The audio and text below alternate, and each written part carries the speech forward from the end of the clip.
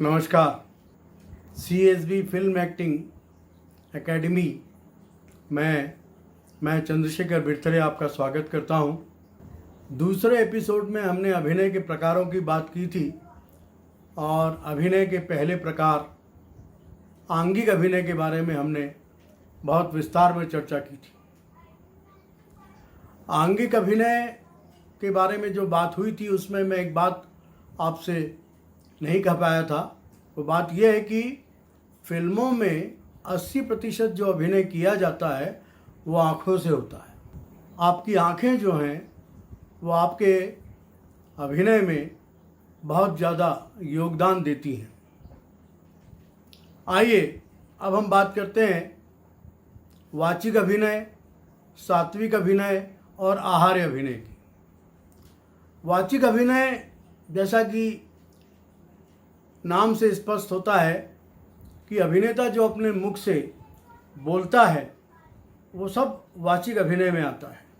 जिस प्रकार संगीत में आरोह और अवरोह होता है उसी प्रकार अभिनय में वाणी के उतार और चढ़ाव के द्वारा कोमलता, कर्कशता आदि अपनी आवाज़ में लाना, ये सब वाचिक अभिनय के अंतर्गत आता है। वाचिक अभिनय जो है वो अपने आप में अभिनय का समझ लीजिए कि काफ़ी बड़ा हिस्सा इसमें आता है। आपकी जो भाषा है, जिस भाषा में आप अभिनय कर रहे हो, उसका उच्चारण, शब्दों का इस प्रकार से उच्चारण किया जाए कि शब्द के जो भाव हैं, भाषा के जो भाव हैं, पूरी तरह से वो दर्शक को संप्रेषित हो जाएं। ये सारा जो है वाचिक अभिनय में आता है। अब वाचिक अभिनय में जिस प्रकार से हम कोई कविता लिखते हैं तो उसमें छंद तो होते हैं, लेकिन जब कोई तुकांत मिलाने के लिए हम शब्दों को छोटा कर देते हैं तो भरत मुनि क्या कहते हैं कि साहित्य में तो हम लोग व्याकृता वाणी ही ग्रहण करते हैं, किंतु नाटक में अव्याकृता वाणी का भी प्रयोग किया जा सकता है। कहाँ रुकना, कहाँ नहीं रुकना, आपकी जो शैली है उसके हिसाब से अपने आप को जब आप अभिव्यक्त करते हैं तो उस समय ज़रूरी नहीं है कि जो लेखक ने लिखा है उसको जहाँ कामा लगाया है, जहाँ फुल स्टॉप लगाया है, वहीं पे आपको करना है। नहीं, आप जब अभिनय करते हैं तो जो टेक्स्ट रहता है, जो लिखा हुआ है, उसको आप जीवित कर देते हैं अपने अभिनय से। आप जिस अभिनेता का अभिनय कर रहे हैं तो जो टेक्स्ट जिस अभिनेता के लिए लिखा है, जिस किरदार के लिए लिखा गया है, उस किरदार को, उस टेक्स्ट को जब आप उसको पढ़ते हैं, बार बार पढ़ते हैं, तो धीरे धीरे जब आपको उसका अर्थ समझ में आने लगता है और उसके भाव जब आपके हृदयगम हो जाते हैं तो फिर वो चीज़ निकल के आती है। वो सारा वाचिक अभिनय में आता है।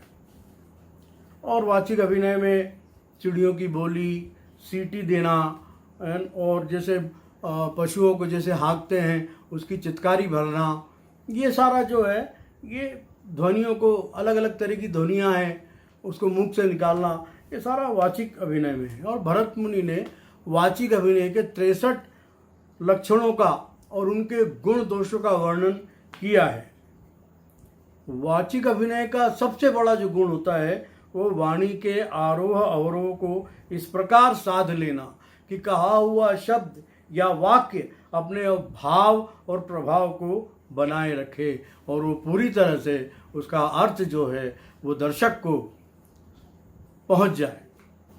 अभिनय, वाचिक अभिनय की एक और विशेषता है कि मान लो अभिनेता आपके समक्ष उपस्थित नहीं है, वो यवनिका के पीछे खड़ा हुआ है और अपनी बात कह रहा है, लेकिन उसकी बात से, उसके कहने के तरीके से, उसके वाचिक अभिनय से ये आपको अंदाज हो जाएगा कि वो, उसकी मुखमुद्रा क्या है, उसका लहजा क्या है और वो उसका कहने का अभिप्राय क्या है, वो आप अभिनेता को बिना देखे ही आप उसको महसूस कर सकते हैं। जैसे आप रेडियो में जब आप जो भी डीजे है या जो अनाउंसर है उसकी आवाज़ सुनते हैं, और रेडियो में कोई नाटक आपको जब सुनाया जाता है तो उस समय जो मुर्कियाँ जो वहाँ अभिनेता जो रेडियो में रहता है, रेडियो केंद्र में, वो किस तरह की मुर्कियाँ लेता है, किस तरह से अपनी आवाज़ से आपको बताने की कोशिश करता है कि मेरा चरित्र शिक्षक का है या मैं कोई महात्मा हूँ जो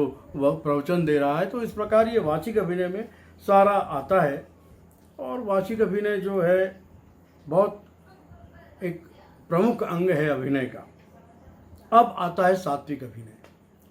अब सात्विक अभिनय के बारे में ये कहा जाता है कि आंगिक और वाचिक अभिनय के द्वारा जो आपके मन में, शरीर में जो विकार उत्पन्न होते हैं, उन विकारों की जो प्रस्तुति है, जो प्रकटन है, वो आता है सात्विक अभिनय में।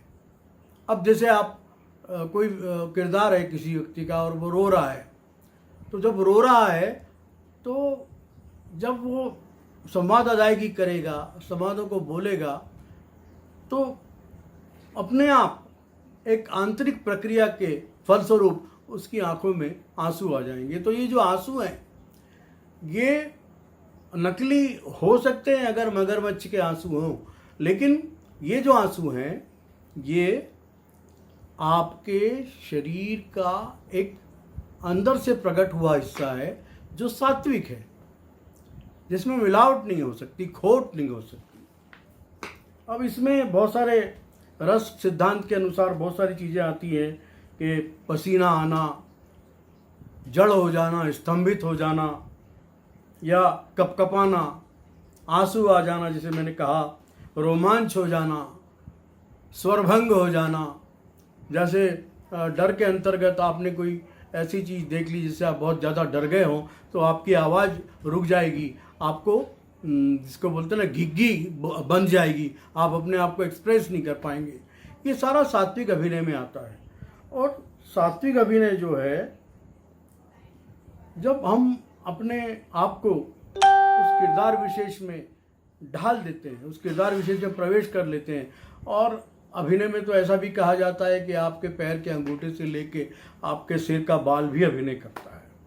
तो जब हम समुचित रूप से उस किरदार को अपने अंदर ढाल लेते हैं, उसके आंतरिक और बाहरी रूप के साथ समन्वय स्थापित कर लेते हैं, उसकी आध्यात्मिकता को भी अपने अंदर ले लेते हैं, तो जो घटता है वो सात्विक अभिनय घटता है। सात्विक अभिनय, जैसा मैंने कहा कि आंगिक और वाचिक अभिनय में पूरी तरह तन्मयता से, तन्मयता से डूब जाने से जो शरीर के अंदर जो भी चीज़ें आपके आती हैं, जो जैसे पसीना आ गया या डर के मारे आप कांपने लगे, आपका चेहरा सफ़ेद हो गया, ये सारी चीज़ें घटेंगी।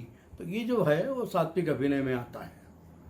और सात्विक अभिनय में भी आपको निपुणता हासिल करने के लिए लगातार प्रयत्न करना पड़ता है। चौथे प्रकार का जो अभिनय है वो है आहार्य अभिनय। आहार्य अभिनय जो है वो उसका ज़्यादा जो लेना देना है, ज़्यादा जो उसका भाग है वो नेपथ्य का है। आहार्य अभिनय का, आहार्य का मतलब होता है ग्रहण करना। अब जैसे आपने जो भी किरदार आप करने जा रहे हैं उसकी वेशभूषा, आपने मान लो आप राजा बन रहे हैं तो राजा की वेशभूषा धारण करना, अलग अलग तरह की मालाएं धारण करना, राजा का मुकुट धारण करना, ये सारी जो चीज़ें हैं जिसको हम कह सकते हैं मेकअप और गेटअप लेना, वो सारा आहार्य अभिनय में आता है। जिस तरह का जो किरदार समाज में पाया जाता है उसका पूरी तरह से उसका आध्यात्मिक और आंतरिक रूप के साथ साथ उसकी वेशभूषा धारण करना। आप डॉक्टर है, सफ़ेद कोट है, स्टेथोस्कोप आपने डाल लिया है, तो ये सारा जो है ये आहार्य अभिनय में आता है। और आहार्य अभिनय जो है वो ज़्यादातर आजकल तो ये हो गया कि मेकअप मैन वगैरह मिलते हैं, लेकिन अभी ये जो नाट्य स्कूल होते हैं वहाँ पे ये अभिनेता को बता दिया जाता है किस प्रकार से आपकी मुख सज्जा करना है, किस प्रकार से आपकी रूप सज्जा करना है, किस प्रकार का आपको कपड़े पहनना है। ये सारी चीज़ें जो हैं ये आहार्य अभिनय में आती है।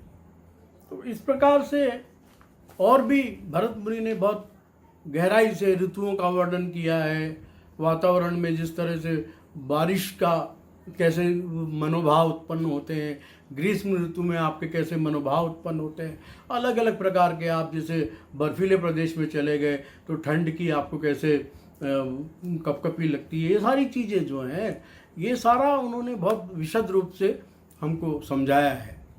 तो आंगिक अभिनय, वाचिक अभिनय और सात्विक अभिनय और आहार्य अभिनय, ये चारों प्रकार के अभिनय में जब हम बहुत कुशलता प्राप्त कर लेते हैं, और धीरे धीरे होता है, आपने कोई डायलॉग आपको मिला, उस डायलॉग को आप 100 बार पढ़िए।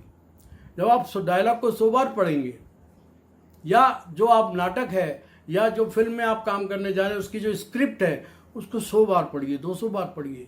फिर आपका जो चरित्र है उसको भी आप बार बार पढ़िए। तो जितनी बार आप पढ़ेंगे, मान लो आपने 50 बार पढ़ लिया, और 51वीं बार जब पढ़ेंगे तो आपको पता लगेगा कि उसका जो अर्थ है वो और समझ में आएगा और आप और अच्छी तरह से अभिनय कर सकेंगे। अब हम यहाँ आज इतना ही चर्चा करते हैं। अगले एपिसोड में, जो चौथा एपिसोड होगा, उसमें हम वाचिक अभिनय के बारे में बहुत विस्तार से बात करेंगे। तब तक के लिए नमस्कार, बहुत बहुत धन्यवाद। आपने मेरी बातों को ध्यान से सुना। तो CSB एक्टिंग एकेडमी के अभिनय फिल्म एक्टिंग के तीसरे एपिसोड के मैं आपसे विदा लेता हूँ। अगली बार जब मिलेंगे चौथे एपिसोड में, तो हम चर्चा करेंगे वाचिक अभिनय के बारे में बहुत विस्तार से। धन्यवाद।